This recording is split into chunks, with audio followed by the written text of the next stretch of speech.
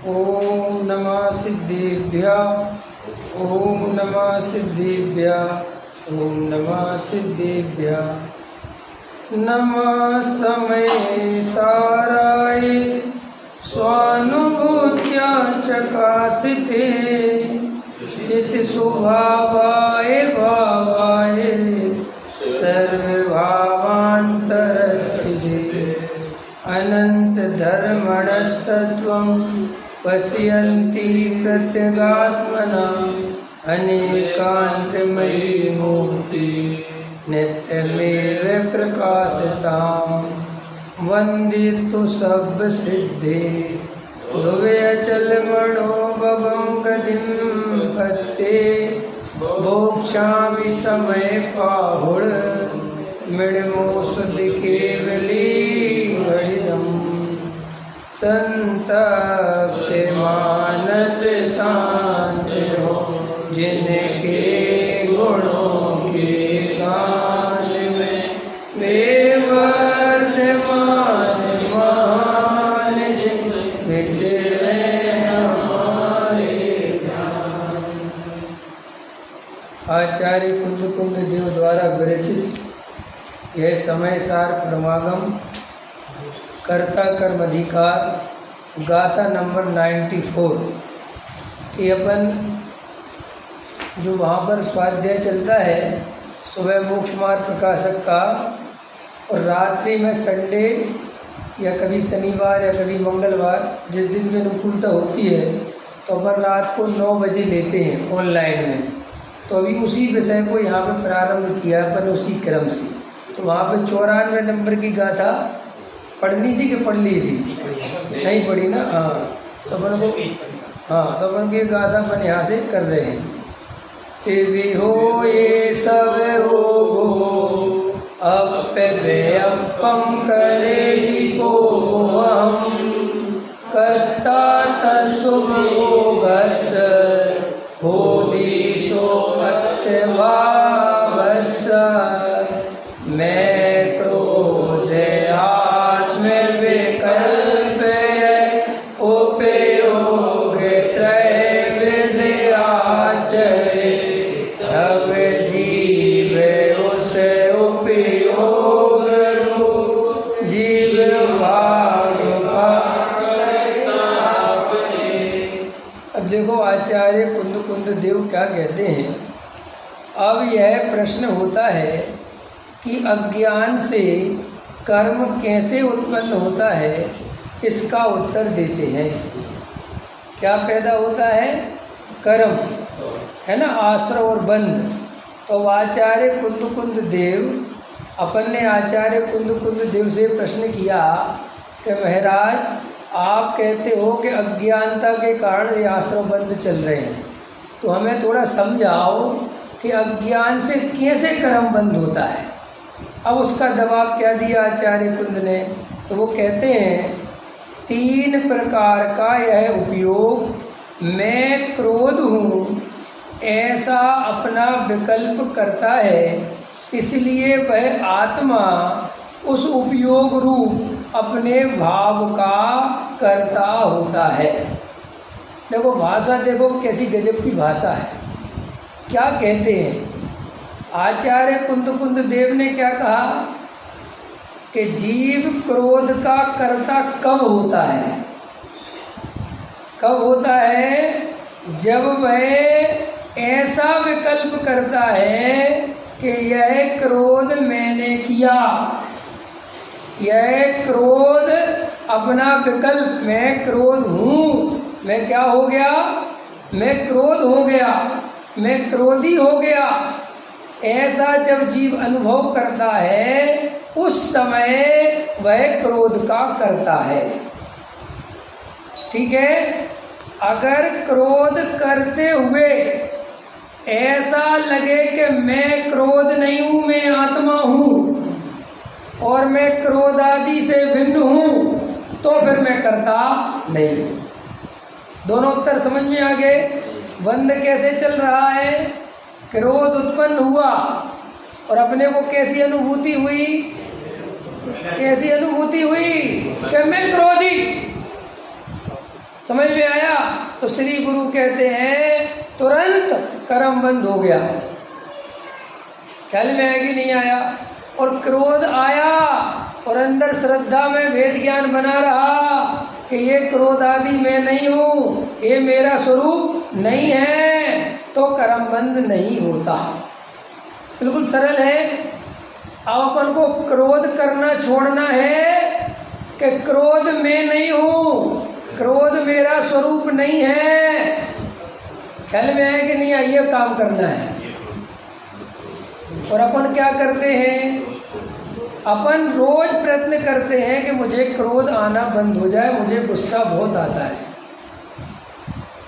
और अपन को क्रोध मेरा स्वरूप नहीं है, क्रोध मैं नहीं हूँ, क्रोध का कर्ता भोक्ता मैं नहीं हूँ, इस बात पे हमारा ध्यान नहीं जाता। और सारी दुनिया यही काम कर रही है कि ये कसाय होना बंद हो जाए। और कसाय होने से पहले श्री गुरु कहते हैं कि कसाय में नहीं हूँ, ये समझ में आ जाए। हम कसाय के कर्ता नहीं हैं, और कसाय के कर्ता बनते हैं, असली पाप ये है। हम क्रोध के कर्ता नहीं हैं, क्रोध अपना स्वरूप नहीं है, और हम अपने को क्रोध रूप अनुभव करते हैं, असली पाप ये है। पाप कितने हैं बताओ? पाप कितने हैं? 5। कौन कौन से? हिंसा, झूठ, चोरी, कुशील, परिग्रह। और मैं कहता हूँ कि ऐसे मत पढ़ा करो। पाप 6। पहले नंबर का पाप मिथ्या, फिर हिंसा, झूठ, चोरी, कुशील, परिग्रह। कि क्यों? इस पढ़ाई से क्या नुकसान हुआ कि हमें हिंसा, झूठ, चोरी ही पाप लगता है। दिन भर जो मिथ्यात्व का पाप चलता है वो पाप ही नहीं लगता। अब जो हमें पाप नहीं लगता तो उस तरफ हम छोड़ने का प्रयत्न भी नहीं करते। बोले ऐसा चलता है कि नहीं? आपको दिन भर में एक आपके पैर के नीचे चींटी मर जाए तो हमें क्या लगता है? पाप हो गया, मैं इस चींटी को मर गई। चींटी को मार दिया अथवा चींटी को बचा लिया, मिथ्यात्व तो इसका नाम है। इस तरफ तो ध्यान ही नहीं है। अब आचार्य कुंद देव अपने से कहते हैं कि इसके कारण कर्म बंद होता है। किसके कारण? कि ये विकल्प, ये अनुभूति चल रही है कि मैं क्रोध हूँ और मैं क्रोध का करता हूँ। बराबर है कि नहीं? चलता है कि नहीं चलता? अच्छा, मैं क्रोध हूँ, ये चलता है कि नहीं चलता? जब क्रोध आता है, गुस्सा आता है तो किसे आता है? मुझे आता है। और उस समय जब मैं क्रोधी हो जाता हूँ तो फिर मेरे से कोई किसी अंदर समय। ये आचार्य कुंद समझा रहे। अब असली पुरुषार्थ यहाँ है, असली वेद ज्ञान यहाँ करना है, और यहाँ हमारा ध्यान नहीं है। देखो भैया, वेद ज्ञान क्या चीज है? आखिर ये वेद ज्ञान करना क्यों है?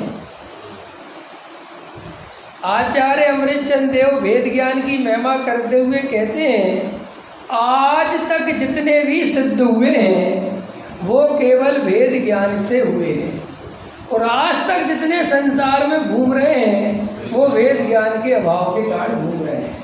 अब प्रश्न ये करना चाहिए कि वेद ज्ञान क्यों करना? बताओ, वेद ज्ञान क्यों करना? बताओ, आप वेद ज्ञान करते हो? पीछे वाले बताओ, वेद ज्ञान करते हो आप? वेद ज्ञान शब्द सुना है कि नहीं? अरे बोलो, अरे सुनो, दुनिया में बिना वेद ज्ञान के कोई नहीं जीता, और जिसे वेद ज्ञान नहीं आता उसे पागल खाने में भर्ती कर देते हैं। आपको मजाक लग रही है बात? कई पीछे वाले भाई हो गया, नए आते हैं तो वो कहते यार पता नहीं तुम्हारे यहाँ वेद ज्ञान की बातें करते रहते, जबकि वो वेद ज्ञान 24 घंटे खुद करता है। अरे वेद ज्ञान के बिना कोई नहीं जीता, आपका मकान कहाँ है ये आपको पता है कि नहीं, और कौन सा मकान अपना है और कौन सा मकान अपना नहीं है, ये आपके निरंतर भेद ज्ञान चलता है कि नहीं चलता? अरे बोलो। जे अपनी समाज वाला है, जे दूसरी समाज वाला है, जे अपनी जाति का है, जे अपनी जाति का नहीं है, जे अपना मंदिर है वो अपना मंदिर नहीं है, जे हमारी बहन है ये हमारी बहन नहीं है, जे हमारा भाई है जे हमारा भाई नहीं है, जे हमारी पत्नी है। ये भेद ज्ञान के कारण ही तुम्हें समझदार कहा जाता है। अगर तुम किसी दूसरे के घर में घुस जाओ अभी यहाँ से जाके और दूसरे की पत्नी को अपनी पत्नी जैसा व्यवहार करो तो क्या होगा? जूते पड़ेंगे कि नहीं पड़ेंगे ये तो मुझे पता है, लेकिन आपके घर में आपको पकड़ के ले जाएंगे और कहेंगे भाई साहब का इलाज कराओ, उनका दिमाग ठीक नहीं है। होगा कि नहीं? माने आप ये बात अच्छे से समझ लो कि हम भेद ज्ञान के बिना 1 मिनट जिंदा नहीं रह सकते। लेकिन मजेदार बात है कि आचार्य कह रहे हैं थोड़े समय के लिए सुखी होने के लिए तुम लोक का भेद विज्ञान तो सीख जाते हो कि ये अपना मकान और जो दूसरे का मकान पर में ही करते रहते हो। लेकिन अगर शाश्वत सुखी होना हो तो तुम्हें ऐसा भेद ज्ञान करना पड़ेगा जिससे तुम्हारा कभी 3 काल में वियोग ना हो। चैतन्य के अतिरिक्त इस जगत में मेरा कुछ भी नहीं है। क्या कहा मैंने? दोहराओ। कुछ भी मेरा नहीं है। देखो भाई, धर्म को इस दृष्टि से मत सुनो कि धर्म जैसी दुनिया कर रही है, मंदिर पूजा पाठ स्वाध्याय जो जो कुछ भी सब दुनिया चल रही है, और मंदिर जाना चाहिए, नैतिकता है, और समाज की दृष्टि से जाना चाहिए, समाज से जुड़े रहना चाहिए, अपनी परंपरा का निर्वाह करना चाहिए, ख्याल में है ना, और बहुत ज़रूरी है। देखो भाई, ये सब लौकिक व्यवहार है। धर्म तो जीने की कला है, आर्ट ऑफ लिविंग। अगर आपको ज़िंदगी का मज़ा लेना है तो आप धर्म के क्षेत्र में आइए, लेकिन पाखंडियों के क्षेत्र में नहीं। ये धर्म के साथ प्रॉब्लम क्या हो गई है कि धर्म में अधिकतर पाखंडी घुस गए धर्म के क्षेत्र में। तो जो नई युवा पीढ़ी है वो इन पाखंडियों के कारनामे सुनती है तो वो सोचता है कि धर्म बेकार चीज़ है, जबकि धर्म बेकार चीज़ नहीं है। धर्म तो सोना है, धर्म तो आनंदमय चीज़ है, लेकिन उसके जिनको तुमने ये धर्मात्मा मान रखा है उन पाखंडियों के कारण तुम्हें धर्म में कमी दिखती है। धर्म में कोई कमी नहीं है। अरे जिसने आत्मा की बात समझ ली वो कभी भी आत्महत्या नहीं करेगा, फांसी नहीं लगाएगा, जहर नहीं खाएगा, माँ बाप को घर से नहीं निकालेगा। समझ में आया? अरे धर्म तो ऐसी अमृत चीज़ है कि जी वास्तविक धर्म समझ ले तो 24 घंटे आनंद चलता रहता है। छल कपट मायाचार बेईमानी सब निकल जाता है, और इनके ही कारण तो अपन रात दिन दुखी हैं। अपन हैं कुछ और दुनिया को दिखाना चाहते हैं कुछ। इसका नाम क्या है? मायाचारी। वैसे अनछना पानी पीते हैं और घर में कोई आ गया तो छलना लगाते हैं। ये सब क्या है? मायाचारी। वैसे भाई साहब अकेले में कुछ और करते हैं और भीड़ के सामने आ गए तो एकदम छुआछूत की बीमारी चालू हो जाती है। ये सब मायाचारी है, और इन पाखंडियों के कारण ही आजकल की पीढ़ी दूर भागती है। और इसका पाप, इसकी जिम्मेदारी आप समझ लेना, श्रद्धा का लुटेरा सबसे बड़ा लुटेरा है। ईमानदार बनो, जैसे हो वैसे रहो, और अगर ऐसा रहोगे तो ज़्यादा प्रभाव ना कर पाओगे ढोंग धतूरे से। तो श्री गुरु कहते हैं कि वेद ज्ञान से ही धर्म होता है। कि क्या है ये वेद ज्ञान, क्यों करना जरूरी है?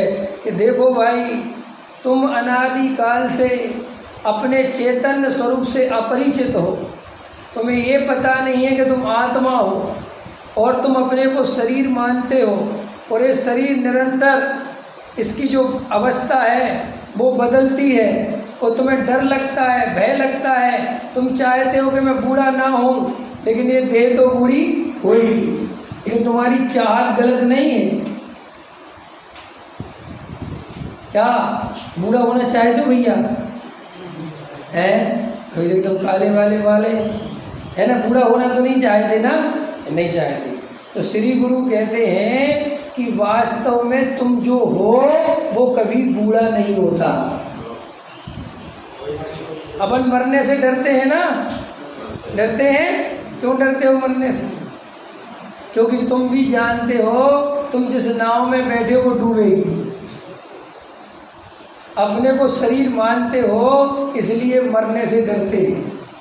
अपने को आत्मा मान के देखो, आपको मरने से डर निकल जाएगा। मैंने अभी एक दिन एक बात बोली थी कि मुझे जगत में बड़ा आश्चर्य होता है, कैसा है ये जगत, जिनके पास असली धर्म नहीं, असली धर्म की बात नहीं, महागीत मिथ्या दृष्टि, महातीव्र कसाय, हिंसा में धर्म मानने वाले लोग।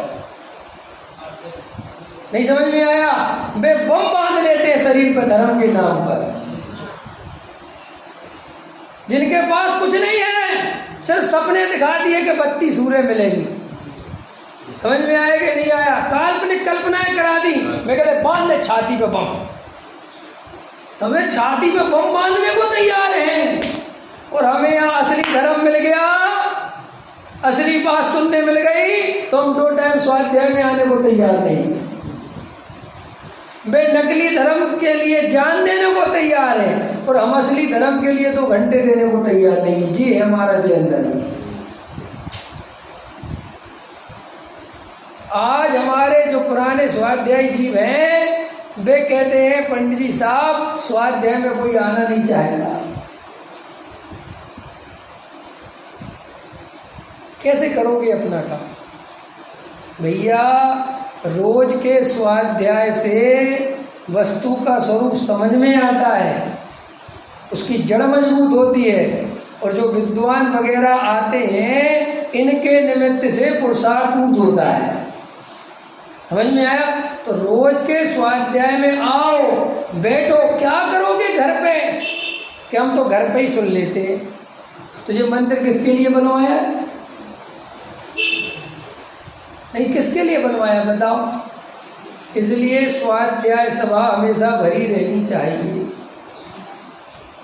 अब गुरुदेव तो क्या कहते थे, जिस घर में स्वाध्याय, जिस मंदिर में स्वाध्याय नहीं होता, जहाँ तत्व चर्चा नहीं होती, वे शमशान तुल्य हैं। और आज अगर हम स्वाध्याय में नहीं आएंगे, घर में पड़े पड़े सुनेंगे, तो तुम आगे तो भूल ही जाओ कि तुम्हारी पीढ़ी मंदिर भी आएगी। इसलिए अपने प्रति सावधान हो, ऐसा विचार करो कि अरे जिनके पास नकली धर्म है वे उस नकली धर्म के लिए जान देने तैयार हैं, और मेरे पास असली धर्म है और मैं 2 टाइम स्वाध्याय में बैठने को तैयार नहीं। निरंतर विचार करना ये सब कि अपन को ये देव शास्त्र गुरु टोडरमल जी साहब ने लिखा है कि ये तो धर्म के आधार हैं, ये तो जगत के सर्वोत्कृष्ट हैं, इनके बिना धर्म नहीं होता।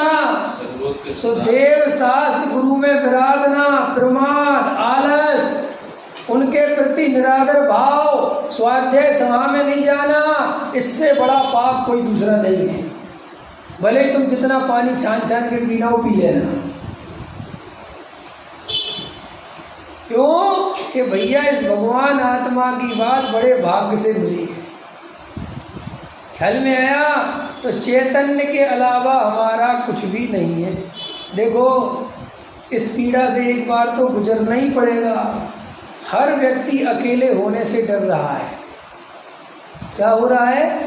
अकेले होने से डर रहा है, संग साथी खोजते फिर रहे हैं। लेकिन सच्चाई ये है कि अंत में रहना अकेले ही है।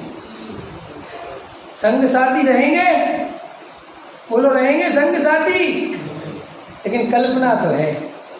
पत्नी अपने पति से कहती पहले मैं मरूंगी, तुम नहीं। क्या कहता है, क्या कहती है, पहले मैं तुम नहीं जाना पहले, जैसे इसके हाथ में हो। अरे तेरी मोही की कल्पना से कुछ नहीं होने वाला, रहना अकेले ही है और चैतन्य ही है अकेला। अकेला है पर दुखी नहीं, अकेला है पर कोई कमी नहीं। ऐसा जो अनुभव करता है, ऐसा थोड़ी देर के लिए विचार तो करो, मैं आत्मा हूँ और मेरा कभी नाश होना ही नहीं है, मैं कभी मरने वाला नहीं, मेरे में कभी बुढ़ापा नहीं, कोई मेरे में रोग नहीं, कोई शोक नहीं, कोई दुख नहीं, कोई तकलीफ नहीं। अरे ये वर्तमान में भी जो आकुलता चल रही है, ये भी मैंने स्वयं ही कल्पना कर करके दुख पैदा किया है। संसार में दुख है ही नहीं। कल पंडित साहब ले रहे थे ना कि मिथ्यात्व का विषय संसार में है ही नहीं, ये बाबू जी लेते थे टुगल जी। गजब की बात है, मिथ्या दर्शन का विषय जगत में मौजूद ही नहीं। पत्नी नाम का कोई द्रव्य है, पति नाम का कोई द्रव्य है? अरे बोलो, चलो छोड़ो। हमने जो जो बचपन से लेके अभी तक कल्पनाएं करी थी, उसमें से किसी भी कल्पना से वर्तमान में सुख मिला? जब अभी तक नहीं मिला तो आगे कैसे मिल जाएगा? तो सबका प्रश्न रहता है, पंडित जी करें क्या, भग जाएं कहीं? क्या करें बताओ? मन तो लगता नहीं आत्मा में, नहीं लगता है ना सबको, आत्मा में ज़्यादा देर मन तो लगता नहीं। फिर टाइम पास करने के लिए फिर ये वो सब राग देश करने से थोड़ी होता है। देखो भाई, आत्मा में मन कितना लगता है नहीं लगता वो बात की बात है। पहले ये श्रद्धांत तो कर लो कि मैं आत्मा हूँ। अभी छोड़ो तुम आगे की पढ़ाई लिखाई, पहले मैं आत्मा हूँ, मैं शरीर नहीं हूँ, मैं जानने देखने वाला तत्व हूँ, ये निर्णय तो कर लो बैठ के। ये निर्णय होगा तो क्या होगा? ये निर्णय जब होगा उस दिन मेरे पास आना, फिर मैं बताऊंगा कि क्या हुआ। फिर आपके जीवन में जो आनंद की धारा चलेगी तो सारा भय निकल जाएगा, सारी आकुलता निकल जाएगी, ऐसा हल्कापन महसूस होगा। वाह! जब आदमी किराए के मकान से खुद के मकान में जाता है तो थोड़ी देर तो शांति से बैठता है। उस दिन रात को बड़े उससे सोता है और अपनी पत्नी से कहता है, आज का दिन बड़ा सुख का दिन है, अपन ने 30 साल किराए के मकान में धक्के खाए, आज भगवान की कृपा से पुण्य के उदय से अपन अपने मकान में आ गए। बहुत पत्नी कहे छोटा है, अरे छोट अपना तो है। श्री गुरु कहते ऐसे एक बार अपने को आत्मा तो देखो, एक बार डरो तो मत, इतना भार क्यों बना रखा है? सिद्ध भगवान जब बनेंगे बन जाएंगे, डरो मत। मुनिराज जब बनेंगे बन जाएंगे, गुणस्थान जब बढ़ने होंगे बढ़ जाएंगे। अभी मुझे आज पता चल गया है कि मैं आत्मा हूँ, मुझे इस बात का थोड़ा आनंद लेने दो। लेकिन अपन ऐसे हैं, 2 खाएं और 13 की भूख। लोग ऐसे प्रश्न पूछते हैं, पंडित जी वो आत्मा की बात तो ठीक है, वो तो अपन बात ठीक ही है, समझ गए हम, ये बताओ अपन मुनि कैसे बनेंगे?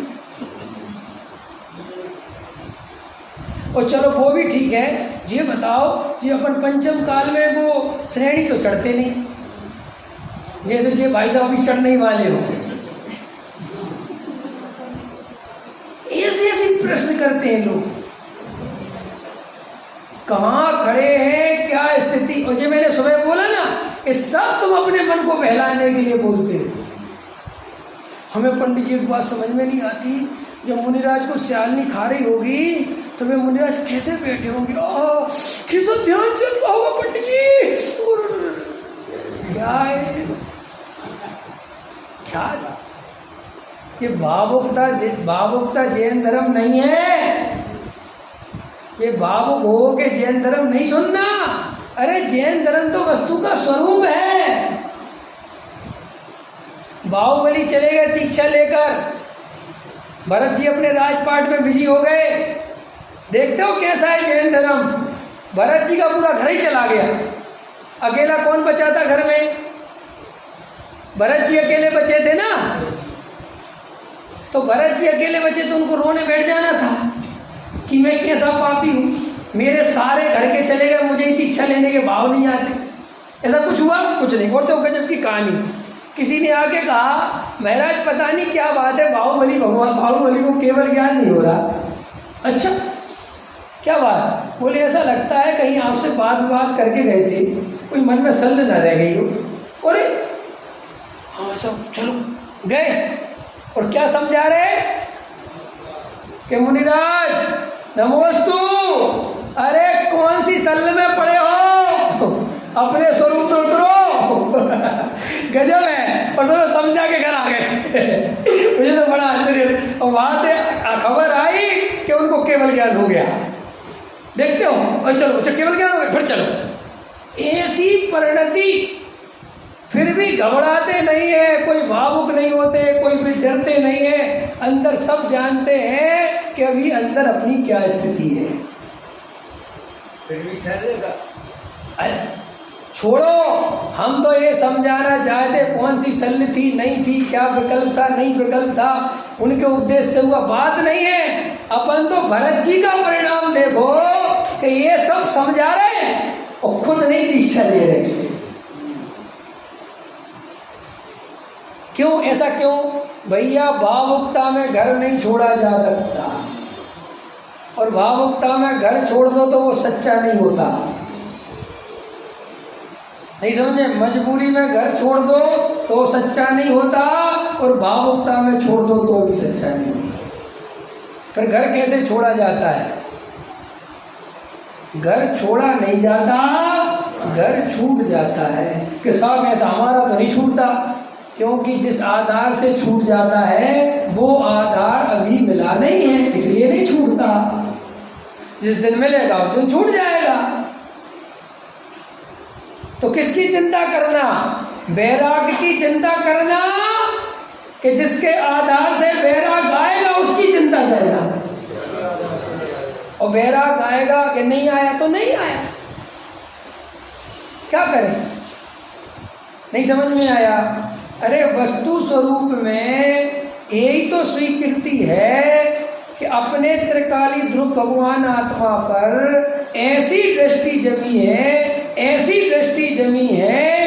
अभी गुरुदेव का मैं स्वाध्याय सुन रहा था, तो गुरुदेव उसमें स्वाध्याय में बता रहे थे, उसमें प्रश्न आया कि समकृति जीव को सम्यक दृष्टि नहीं, पंच अध्याय में ऐसा प्रश्न आया, क्या सम्यक दृष्टि को मोक्ष की चाह नहीं होती? क्या प्रश्न आया? क्या सम्यक दृष्टि को मोक्ष की चाह नहीं होती? आपसे प्रश्न है, बता होती है कि नहीं होती है? पक्का? आप लोगों को है कि नहीं? नहीं है? मोक्ष की चाह नहीं है? पक्की बात? पक्की बात मैं कह रहा, पक्की उम्र लगाओ। ऐसा मत करना कि मोक्ष की चाह है नहीं और पैसे की चाह हो, ऐसे गलत मत करना। उसमें जो जवाब दिया वो सुनने लायक।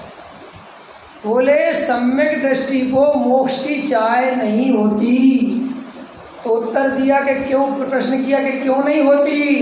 बोले इसलिए नहीं होती कि उसने अपने चैतन्य स्वरूप को अनुभव कर लिया है। तो जो चैतन्य का जो अनुभव किया है तो उसमें देखा कि मैं तो मुक्त स्वरूप ही हूँ, मैं बंधा हुआ हूँ ही नहीं। तो जब मैं बंधा हुआ हूँ ही नहीं तो मुक्ति की चाह कहाँ से हो जाएगी?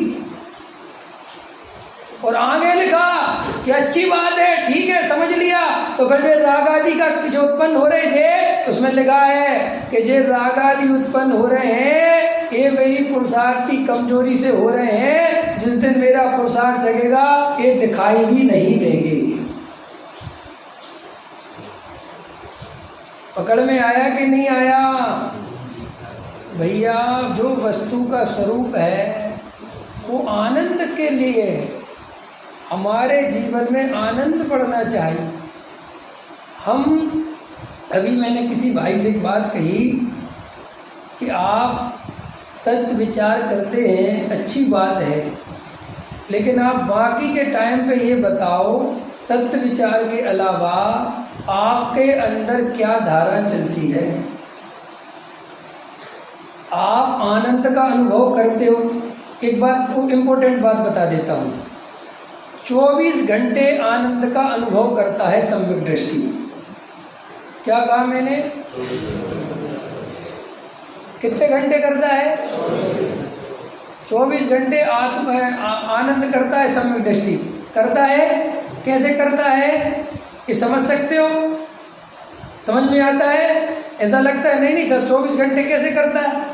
वो तो इतना टाइम तो जो है विषय भोगों में संयोगों में लगा रहता है, राग की भट्टी जलती रहती है, वहाँ कैसे आनंद चलता होगा? है बराबर। अच्छा है, और बताओ। देखो अभी बताता हूँ 24 घंटे आनंद कैसे चलता है। अभी सबको समझ में आ जाएगा, आपको भी चलता है। आपका जो मकान है उसका आनंद 24 घंटे चलता है कि जब आप उसमें रहते हो तब चलता है। बोलो। आपके जो 2 करोड़ रुपए बैंक में जमा हैं उसका आनंद 24 घंटे चलता है कि जब आप उसको भोगते हो तब चलता है। जल्दी बोलो। क्यों? कैसे? उपयोग में तो 2 करोड़ रुपए है ही नहीं, उसकी तरफ ध्यान भी नहीं है, तो फिर आनंद कैसे चल रहा है? हाँ, श्रद्धान में लब्धि रूप पड़ा है। अगर अब भी जो तुम आनंद से बैठे हो और कोई खबर दे दे कि तुम्हारे मोहल्ले में मकान नंबर 40 में आग लग गई है और वो तुम्हारा हो, तो अभी क्या होगा? अभी सारा आनंद भंग हो जाएगा। तो उसका आनंद चल रहा था ना। अंतर समझ में आया कि नहीं आया? लोग कहते हैं हमें समझ में नहीं आता सम्यक दृष्टि को कैसे आनंद चलता है, सम्यक दृष्टि को कैसे आनंद चलता है। अरे ऐसे आनंद चलता है, उसे आत्मा में अपनापन है। और आत्मा का अपनापन ऐसा नहीं है स्वरूप समझ के अपनापन है। तो आत्मा का कैसा स्वरूप है?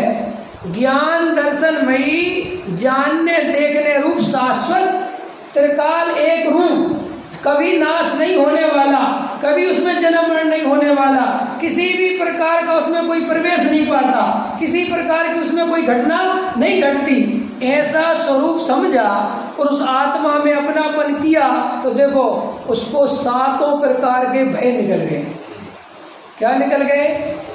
अब कल्पना करो जब 7 प्रकार के भय जिसके अंदर से निकल जाए कैसा आनंद चलता होगा। फिर उसको क्या होता है कि वो जो पुण्य की सामग्री आती है ना उदय प्रमाण, तो उसे कोई उसमें सुख की कल्पना नहीं होती। वो बिल्कुल अंदर से जानता है सब पुण्य के उदय की सामग्री है और इससे मेरा वास्तविक कोई संबंध है नहीं, इसलिए वो उससे भागता भी नहीं, डरता भी नहीं। ये जो छुआछूत की बीमारी जिनको ज्यादा हो जाती है, एक साधु महाराज थे तो बोले मैंने 30 साल पहले 20 लाख रुपए छोड़ दी। क्या बोले? हमें ऐसा वैसा त्यागी वृत्ति मत समझना। मैंने 20 साल पहले कितने लाख रुपए छोड़े? 30 लाख रुपए को लात मार के आ गया मैं। ख्याल में है ना? तो सुनो, एक सज्जन बैठे थे, वे गए महात्मा जी के पास। बोले महात्मा जी कितने साल हो गए? बोले 20। बोले लात ढंग से लगी नहीं। कि क्यों? कि तुम्हें अभी तक मैंने छोड़े। ये तो अहंकार चल रहा है। कई साधु महाराज कहने लगते हमें तुम ऐसे वैसे मत समझना, हमारे पास क्या क्या था तुम सोच नहीं सकते, हम सबको ठुकरा के आ गए, तुम कुछ ठुकरा के नहीं आए, सब याद है। समझ में आया कि नहीं आया? अरे ये जरा सा दया दान पूजा भक्ति पालता है और ऐसे अहंकार से पीड़ित हो जाता है कि मैं इतने जीवों की रक्षा करता हूँ, मैं ऐसे चलता हूँ, मेरा आचरण देखो। श्री गुरु कहते हैं ये सब तूने कचरा कर दिया अपने जीवन। देखो आप रात में सपना देख रहे थे, देखना ध्यान से, रात में सपना देख रहे थे कि शेर मेरे पीछे लगा हुआ है और आप घबरा रहे थे, आओ आओ, है ना, और आपकी सुबह नींद खुल गई। क्या हुआ? सुबह नींद खुल गई, तो भागोगे कि नहीं भागोगे? क्यों? सपना देखा और नींद खुल गई, तो भागोगे कि नहीं भागोगे? क्या भागना? समझ में आ गया सपना, अब क्या भागना? ऐसे ही सम्यक दृष्टि कभी डर के भागता नहीं है घर से। सम्यक दृष्टि कोई जबरदस्ती छोड़ा छाड़ी के पीछे नहीं पड़ता, वो तो अंदर से वस्तु का स्वरूप समझ जाता है और अपने स्वरूप में आनंद में रमने का पुरुषार्थ करता रहता है।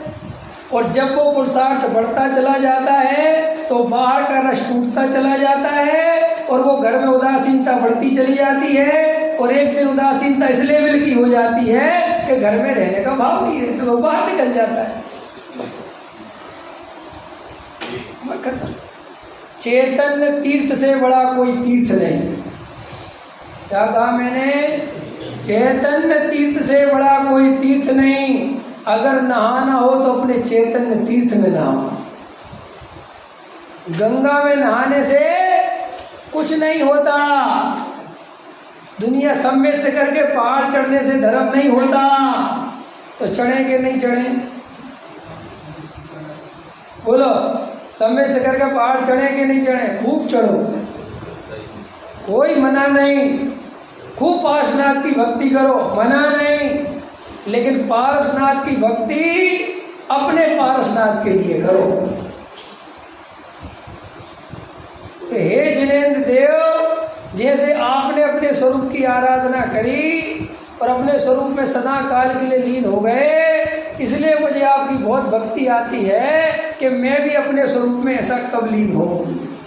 मैं तो आपके पास आते ही बार बार इसलिए हूँ कि मुझे संसार की नश्वरता और आत्मा की नित्यता, आत्मा का आनंद बरतता रहे, ख्याल में आता रहे और ये मोह मेरा जागे नहीं, ये मोह नष्ट हो जाए, इसके लिए मैं आपके पास आता हूँ। और मेरा आपके पास आने का कोई दूसरा प्रयोजन नहीं है।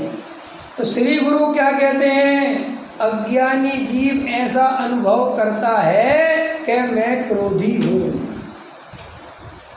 क्रोध छोड़ना कि नहीं छोड़ना? बोलो जल्दी। सुनो, आज तक जो डायरेक्ट क्रोध छोड़ने गया उसका कभी क्रोध नहीं छूटा। आज तक जो मान कसाय छोड़ने गया उसका कभी मान नहीं छूटा। इसलिए बड़े बड़े साधु संत बन जाते हैं, बड़े बड़े त्यागी वृत्ति बन जाते हैं और उनका सिंहासन जरा सा समाज नीचे लगा दे तो आग बबूला हो जाते हैं। कि क्यों? कि भैया अंदर मान माया सब भरा पड़ा है, छूटी नहीं। और जीवन भर बोलते रहो मान महाविष्णु, कुछ नहीं होता। पहले अंदर अपना जो चैतन्य स्वरूप है, अरे मैं इस मान कसाय से भिन्न हूँ, इसकी पूर्ति में क्या रखा है, उस चैतन्य की जब ऐसी अनुभूति चलती है, ऐसी दृष्टि बनती है, तब ये मान अपने आप टूटता है। ज्ञानी जबरदस्ती कुछ नहीं करता, ज्ञानी तो अपने चैतन्य के आनंद में डूबता है और अंदर से जानता है कि इसमें डूबूंगा तो ये सब समस्या खत्म होगी, इसके अलावा कोई दूसरा उपाय। और अज्ञानी क्या करता है? ये असली उपाय छोड़कर नकली उपाय करता है और कसाय को दबाता चला जाता है। तो दबाता है तो क्या होता है? विस्फोट होता है।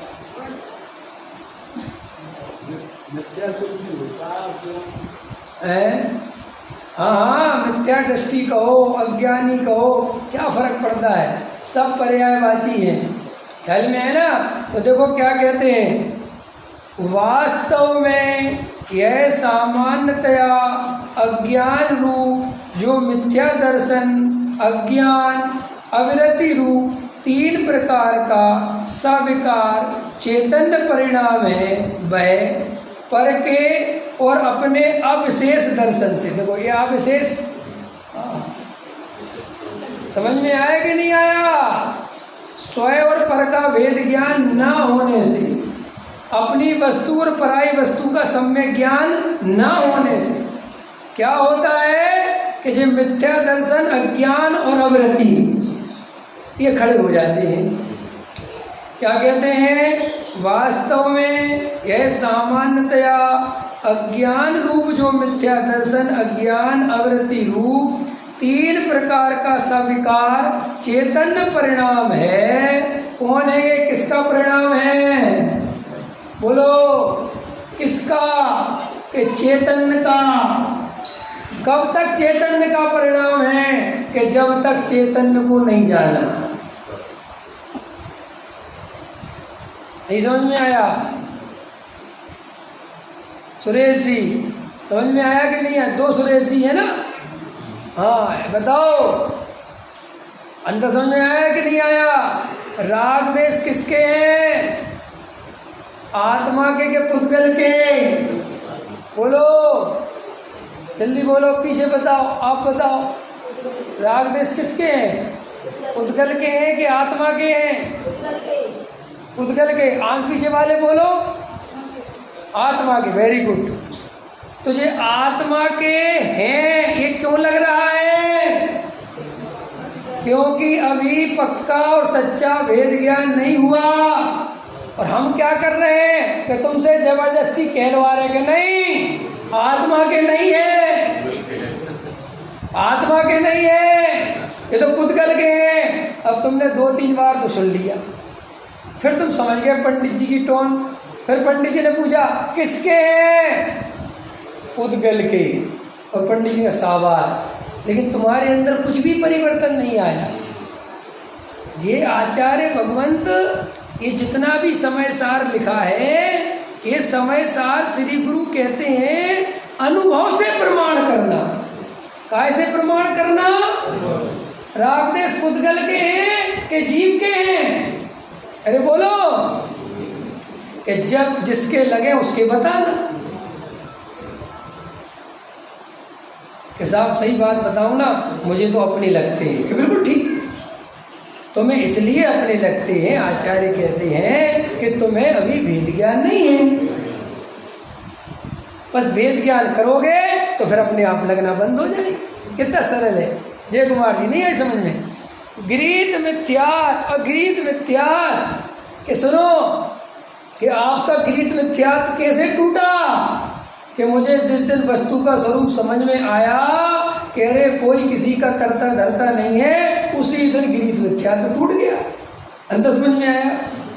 और मैं रोज तुमसे कहूँ गृहीत मिथ्यात् छोड़ो, गृहीत मिथ्यात् छोड़ो, नहीं छोड़ोगे। उसके लिए वस्तु स्वरूप समझना।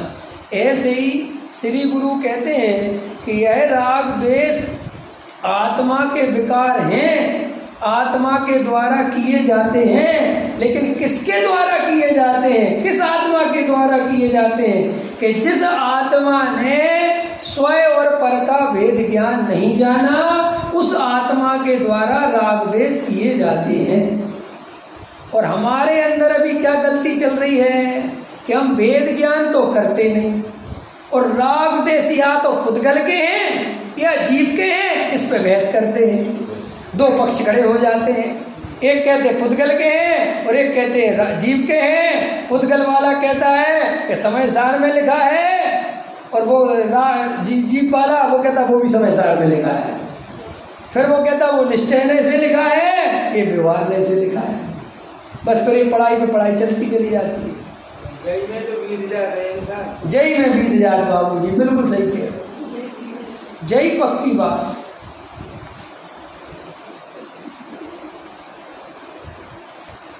सुनो भैया, रसगुल्ला मीठा है कि खट्टा?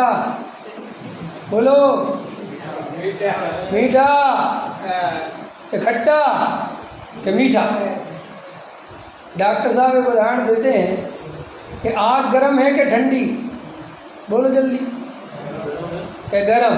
और एक पक्ष खड़ा हो गया कि ठंडी। अब क्या उपाय है? कि भैया बिल्कुल सरल उपाय छू के देखो, जो ठंडी कह रहे हैं उनसे छू लो, बस पता चल जाए। ऐसे श्री गुरु कहते इन बात पर विवाद मत करो। श्री गुरु कहते भाई तुम अनुभव करके देखो ना कि महाराज मेरे अनुभव में तो मुझे ये आ रहा है कि क्रोध में ही कर रहा हूँ। क्या आ रहा है मेरे अनुभव में कि क्रोध में ही कर रहा हूँ। तो श्री गुरु कहते अब आओ, अगर क्रोध तुम ही कर रहे हो तो हम जब कहें तब करना, करो भी क्रोध। कि अभी कैसे करूँ कि तुम कह रहे थे ना मैं करता हूँ, तब करो। अभी तुम्हें विचार करने पे मजबूर करेगा। कि फिर दूसरी बात, जब क्रोध आया तो क्रोध को जानने वाला भी वहाँ कोई था कि नहीं, कि था, तो इसका मतलब वहाँ जानने वाला भी कोई अलग है और क्रोध अलग है। तो तुम इन दोनों में से डिसाइड करो कि तुम क्रोध हो कि ज्ञान स्वरूप हो। और अगर किसी को क्रोध अच्छा लगता हो तो भैया क्रोध स्वरूप मान लो, लेकिन क्रोध तो किसी को अच्छा नहीं लगता। तो श्री गुरु कहते हम यही तो कह रहे हैं, हम तो तुमसे वही चीज़ पसंद करने को कह रहे हैं जो अच्छी है, जो बढ़िया है, जो आनंदमय है। लेकिन अज्ञानी जीव को फुर्सत नहीं है सोचने की कि क्रोध किसका है, कसाई किसकी है, इसका कर्ता कौन है। और बेचारा बिना सोचे समझे धर्म के नाम पर कोई उपवास में लगा हुआ है, कोई कुछ में लगा है, कोई कुछ में लगा है। समझ में आया कि नहीं आया। और रात दिन धर्म के नाम पर जड़ की क्रिया में हेर फेर करने में लगा है। और वहाँ हेर फेर कुछ होता नहीं, वहाँ तो जो होने योग्य है सो वही होता है। और उसका अहंकार कर करके मर जाता है। 30 साल हो गए भाई साहब मैंने रात में पानी नहीं पिया है। तुम्हें सच पता है कि नहीं, मैंने 30 साल से पानी नहीं पिया। मैं हूँ 32 साल का और पानी कितने साल से नहीं पिया। तो अभी तुम्हें मेरी डबल महिमा हो जाएगी। कुछ हमारी प्रॉब्लम यही है, हम असलियत में वास्तव में जो अभी बता रहे थे ना, जैन धर्म में जो स्थिति है वो बिल्कुल 2 और 2 4 जैसी है। ये जो पूजा पाठ भक्ति स्वाध्याय ये सब वास्तव में एक क्रम है समझने का वस्तु के स्वरूप को, लेकिन इनमें ही संतुष्ट हो जाना, इनमें ही धर्म की कल्पना कर लेना, अरे ये तो मनुष्य भाव खोने जैसा है। आज हमारे पास नई पीढ़ी हमसे दूर भाग रही है, उसका कारण हमारे धर्म में कोई कमी नहीं है, हमारे प्रेजेंटेशन में कमी है। हम बच्चों का पहले आचरण सुधारने में लग जाते हैं श्रद्धान सुधारने के बजाय। क्या कहा मैंने? हम बच्चों का आचरण सुधारने में लग जाते हैं श्रद्धान सुधारने के बजाय, और उसका दुष्परिणाम ये आ रहा है कि वो मुसलमान से शादी कर रहे हैं।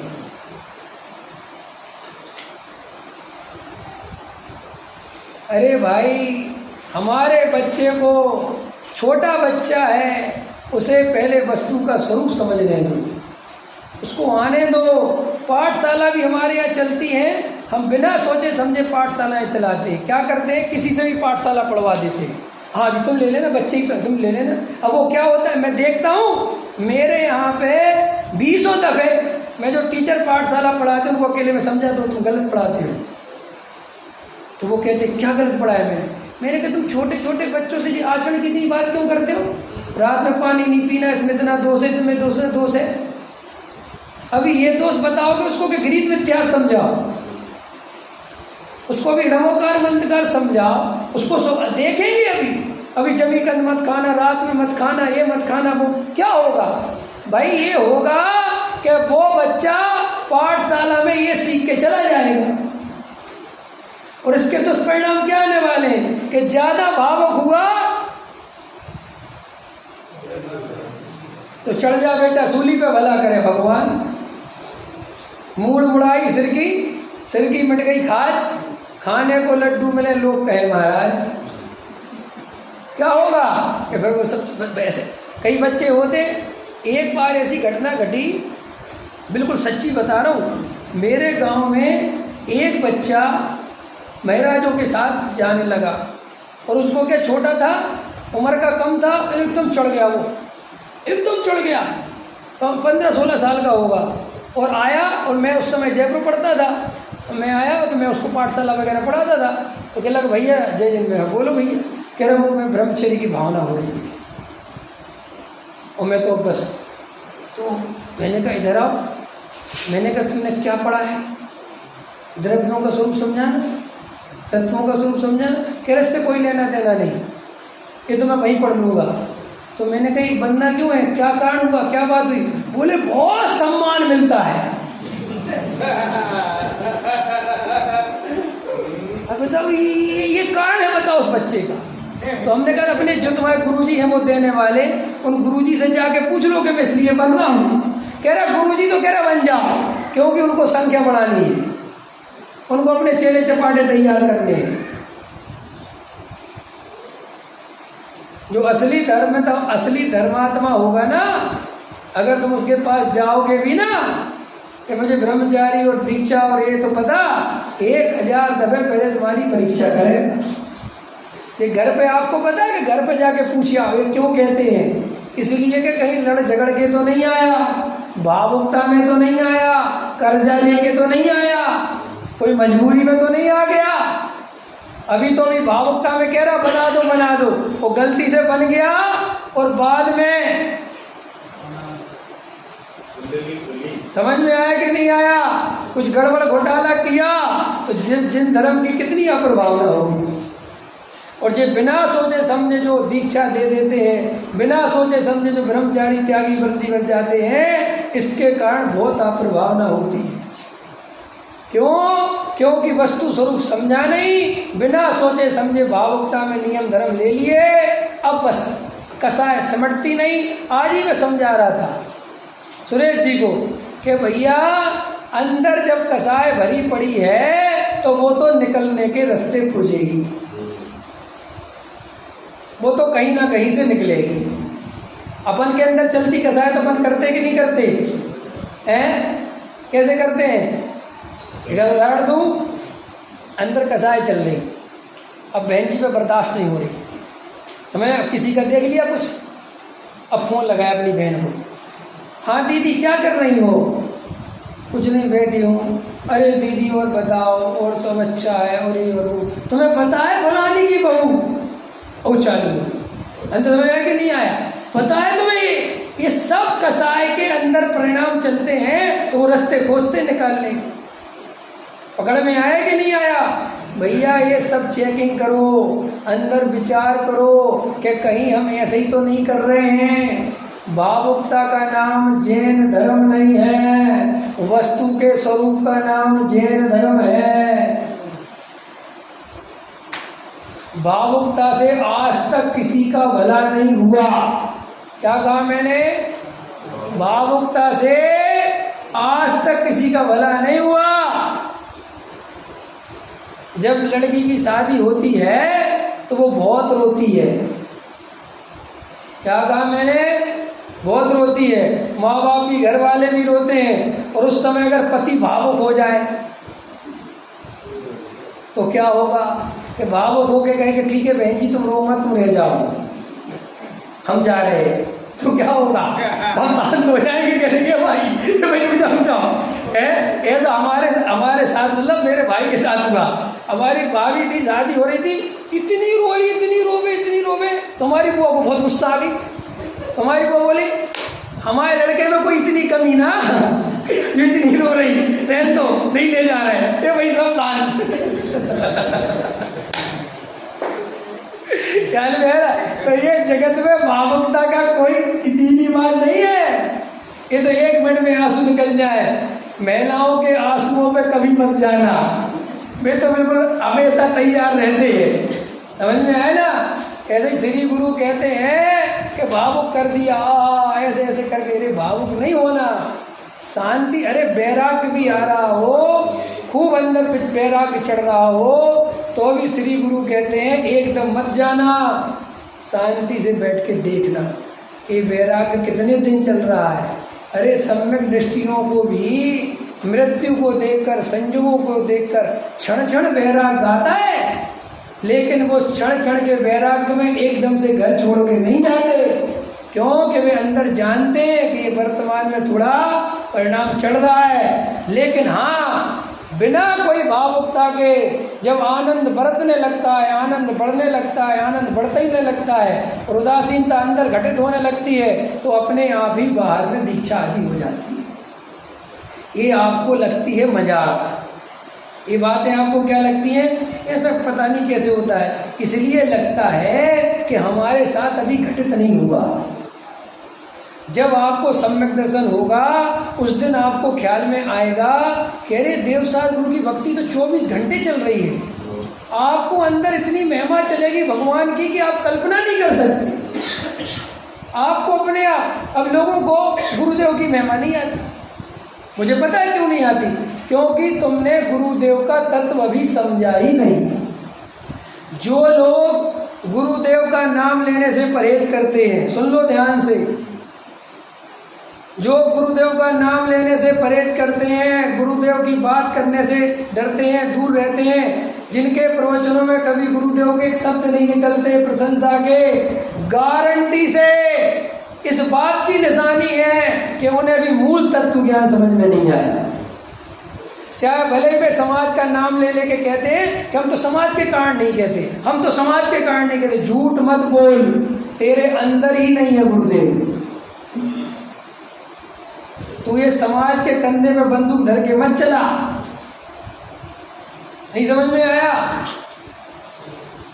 और तुझे अपने गुरु मूल तत्व ज्ञान मिला होता, क्योंकि असली में जड़ है कि तू पुण्य को बताना चाहता है, उपा दे, तेरी बुद्धि पड़ी है वहां, तू जड़ की क्रिया में मानता है धर्म, उसमें है तेरी धर्म बुद्धि, और पूज्य गुरुदेव है इसके बिल्कुल विरोधी।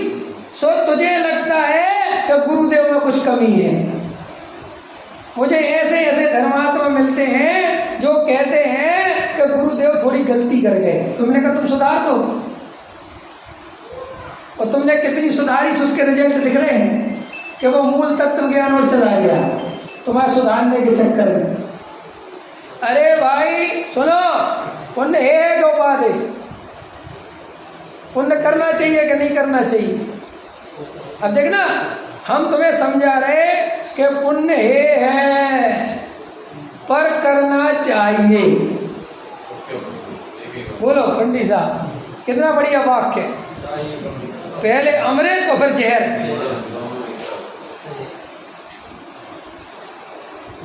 ऐसे हो ये उपाध्याय चल रहा है, करना तो चाहिए, छोड़ना नहीं चाहिए, छलग्रहण मत कर लेना। अरे भैया ये क्या कर रहे हो? अगर इतने डरते हो तो ये बताओ मत। जब तक शुद्ध भाव नहीं हो, शुभ भाव नहीं छोड़ देना। टोडरमल जी साहब ने लिखा है, क्या क्या क्या तर्क देता है। सो भैया तू मुझे धमकाता है कि टोडरमल जी साहब ने लिखा है, पहले शुभ भाव का अर्थ तो बता दो। शुभ भाव मतलब क्या? बोलो, शुभ भाव मतलब क्या? हाँ, अरे शुभ भाव मतलब तत्व विचार, शुभ भाव मतलब स्वाध्याय, वेद ज्ञान की चर्चा, सच्चे देव साथ गुरु की भक्ति, बिना ये है। और ये इस तरफ तो ध्यान ही नहीं जाता। और दूसरा सेंटेंस क्या लिखा? परिणाम बिगड़ने का भय रखना। सो उसका भी अर्थ सही नहीं निकालता। अरे जब तू मिथ्या दृष्टि है तो मिथ्यात से बुरा कौन सा परिणाम है? सो मिथ्यात नहीं हो जाए इसका भय रखना। ये परिणाम बिगड़ देगा, तो ये परिणाम बिगड़ने पर तो तू परिणामों का करता है, इसका मतलब तू सुधार ले पर परिणाम। तो ये परिणाम बिगड़ने ही क्यों देता है? सुधार ना मैं ऐसे करता है। अरे हम तो ये कह रहे भैया, हमारी तुम पीठ पीछे बात करते हो, हम बैठे ना सामने, बुलाओ कहाँ आना है, वहाँ आने को तैयार है, तुम बैठ जाओ हमारे बराबर, तुम बोलो अपनी, हम बोलते हैं अपनी, और बैठाओ जनता को। लेकिन ऐसे काम नहीं चलेगा। अगर आत्म कल्याण करना हो तो अपनी तरफ देखना। ये दुनियादारी में कुछ नहीं रखा है, धर्म के नाम पर उलझना नहीं, सीधी सी बात। आपको पता है मेरे पास हर बात का उत्तर है, उनको हे क्यों कहा, कभी सोचा? समय सार में आचार्य कुंद देव ने पुण्य पाप अधिकार में कहीं पाप के बारे में कुछ लिखा ही नहीं। सारा खेल पुण्य के ऊपर लिखा। एक बात प्रश्न है, पाप के ऊपर क्यों नहीं लिखा? क्या कुंद आचार्य देव ये कह रहे थे कि पाप करते रहो? हाँ, अरे भाई आज तक कोई दुनिया पाप के कारण संसार में नहीं घूम रहा। खतरनाक शुभ भाव के कारण घूम रहा है। ये क्या कह रहे पंडित जी? सुनो, इसलिए कह रहे हैं कि हमें जब जब धर्म करने का अवसर मिला हमारा ये पुण्य पूरा समय खा गया। हम आत्मा की तरफ जा ही नहीं पाए। हमें किसी ने कहीं उलझा दिया, किसी ने कहा प्रतिमा विराजमान करो, किसी ने कहा मंदिर बनवाओ, किसी ने कहा धर्मशाला बनवाओ, किसी ने कहा साथ छपवाओ, किसी ने कहा मुनिराजों की सेवा करो, किसी ने कुछ, और हम यही कर करके खुश हो गए और हमें माला पहना दी और हमारा भाव चला गया। देखो जिन बाणी में क्या लिखा, मुनि व्रत धार अनंत बार। क्या कहाँ सावधान किया? मुनि व्रत धार अनंत बार। ये नहीं कहा विषय भोग भोगे अनंत बार। इस तरह मुन्ने का ये छोड़ो। अरे विषय भोगों को भोगता हुआ पुरुष कितने ही भोगी हो तो भी वो जानता है कि अच्छे नहीं है, लेकिन इस पुण्य को करता हुआ पुरुष इस पुण्य में उपादेय बुद्धि करता है और इससे अपने को धर्मात्मा मानता है। अरे भाई पुण्य ने हमारा कुछ नहीं बिगाड़ा है, हमें कोई पुण्य से शत्रु नहीं है, हम हमें कोई पुण्य करने वाले बुरे लगते हैं। अरे हम तो ये समझा रहे हैं कि भाई ये जीवन अवसर मिला है, अगर आत्मा को नहीं पहचाना, अपने स्वरूप को नहीं पहचाना, निज घर बिना विश्राम नाही, आज यह निश्चय हुआ, मोह की चट्टान टूटी, शांति निर्झर बहरा। अरे अपने को अपना घर पहचानना है। हम यहाँ भी 3 दिन के लिए आए हैं तो हमने देखो तुरंत रास्ता याद कर लिया इनके घर जाने का कि भाई प्रयोजन भूत है, ये काम जरूरी है। अंदर समझ में आया? अरे श्री गुरु कहते हैं संगी पंचेंद्री बना मिला है, एक बार अपना असली चेहरा देख लो। अच्छा तुम्हें सही बात बताओ, दर्पण देखते हो, सब चेहरा देखते हो अपना? देखते हैं। और अगर कभी कभी ऐसा स्थिति बनती है कि 2 दिन तक दर्पण देखने ना मिले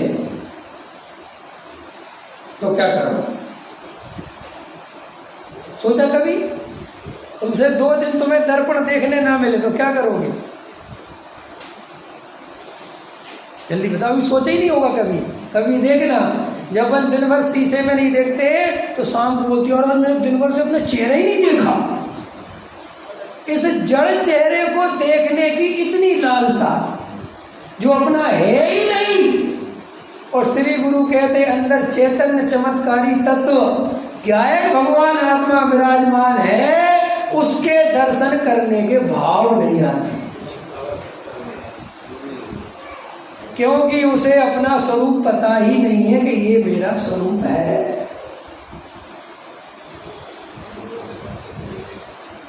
एकांत में बैठता है, कभी पुण्य के उदय से एकांत बनता है तो ये सोचता है किससे बात करूं। ये नहीं सोचता कि चलो यार अच्छा मौका मिला, अपने आप से बात करता। बहुत हो गया चेहरे बदलते बदलते हैं, रोज समाज के सामने, जगत के सामने नया चेहरा लेके खड़ा हो जाता। अंदर से दुख चल रहा है और भाई साहब कैसे, बहुत अच्छा। क्यों? कि किसी को बताओ मत कि अपन दुखी है, तो दुनिया फायदा उठाती है। अंदर जो धारा चल रही किसी से कह नहीं पाता। मुझे कभी कभी कोई ऐसा ईमानदार व्यक्ति मिलता है और बड़ी ईमानदारी से कभी कभी आ जाते मेरे पास, वो कहते पंडित जी एक बात बताओ, किसी से कहना सही बात बताओ, मुझे अंदर से अभी कुछ समझ में नहीं आता। अभी एक बहुत बड़े आदमी ने कहा मेरे से कि मैं तुझे बता रहा हूँ और किसी को नहीं बताया। मैंने कहा बताओ। कह रहे मुझे अभी ये बात जमती नहीं है कि एक द्रव्य दूसरे द्रव्य का करता नहीं है। बोलो। और सारी दुनिया को समझा रहा है।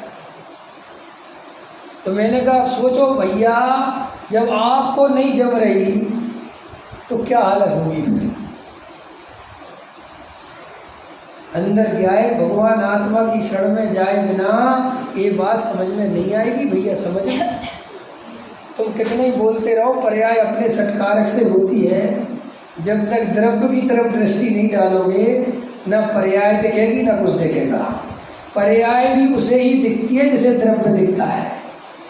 क्या काम है? पर्याय भी उसे ही दिखती है जिसको द्रव्य दिखता है। क्यों? क्योंकि जिसने द्रव्य को नहीं देखा वो तो पर्याय को ही द्रव्य मानता है। विचार करना, भाव भाषण करना, कोई मन में आकुलता नहीं करना, आज से सारी आकुलता छोड़ना, और आकुलता होए तो उसे अपना स्वरूप मत मानना। अंदर ऐसे देखना कि मैं तो अंदर शांत चित्त बैठा हूँ, ये आकुलता जो हो रही है ये मेरे में नहीं हो रही है, ऐसा अनुभव करना। और डरना मत, ऐसे मत सोचना कि ये क्या बात हुई, आकुलता जो चल रही है और मैं आकुलता से भिन्न कैसे हूँ, ऐसे मत सोचना। आकुलता से भिन्न उसी समय है जिस समय आकुलता चल रही है, और नहीं हो तो अब भी जाके घर पे जाके अनुभव करके देख लेना। कुछ स्वभाव में आपको पता है? हाँ, नहीं अभी जाके देख लो तुम घर पे, तुम्हें अपने आप दिखेगा आकुलता अलग है और मैं अलग हूँ। नहीं दिखे तो कल मुझे बताना। देखोगे कौन कौन देखेगा? हाथ उठाओ। जाके सोओगे तो नहीं? हाथ उठाओ। मेरा और मैं कुछ नहीं पूछता, सिर्फ यही पूछता हूँ कि अगर अनुभव करना हो तो ऐसे करना, और अगर अनुभव नहीं करना हो, चार गति परिभ्रमण करना हो तो बस पढ़ते रहना और पढ़ के जाके सो जाना और आगे सुबह फिर बैठ जाना। लेकिन अगर अनुभव करना हो तो जो अभी मैंने बात कही, घर पर शांति से बैठ के विचार करना कि आज पंडित जी की गाथा आई कि मैं क्रोध नहीं हूँ, क्रोध आदि भाव मेरे में नहीं है, राग आदि भाव मेरे में नहीं है, मैं राग रूप नहीं हूँ, मैं रागी नहीं हूँ, मैं क्रोधी नहीं हूँ। ये बात मैंने सुनी और आचार्य कुंद कुंद देव के द्वारा कही गई है। और आचार्य कुंद कुंद देव कभी 3 काल में झूठ नहीं बोल सकते। सत्यव्रत, सत्य महाव्रत के धारी, ख्याल में है ना? आत्मानुभवी पुरुष। और पूज्य गुरुदेव श्री ने यह तत्व ज्ञान, ये वस्तु का स्वरूप हमें खोलकर समझाया है, तो कुछ तो रहस्य है। और आज मैं इस रहस्य को अपने अनुभव से प्रमाण करूंगा। मैं अब ज़्यादा गाफिल नहीं होऊंगा। तो देखो आज आपके जीवन में सुबह ही आपके चेहरे पे अलग चमक होगी, और वो चमक आपके चेहरे पे आ जाए तो समझ लेना अब हम असली जगह पहुंच रहे हैं। बस वहीं से रास्ता खुलता है, वही मोक्ष मार्ग है, और कहीं कोई दूसरा मोक्ष मार्ग नहीं। फिर तुम कल सुबह भगवान के दर्शन करना, कल तुम्हें अनुभव आएगा कि आज कितना आनंद आ रहा है भगवान के दर्शन करने में। फिर देखना तुम्हें भगवान, असली भगवान दिखेंगी, सच्चे दर्शन हो जाएंगे, कल हो जाएंगे, मेरी गारंटी है। सहजानंद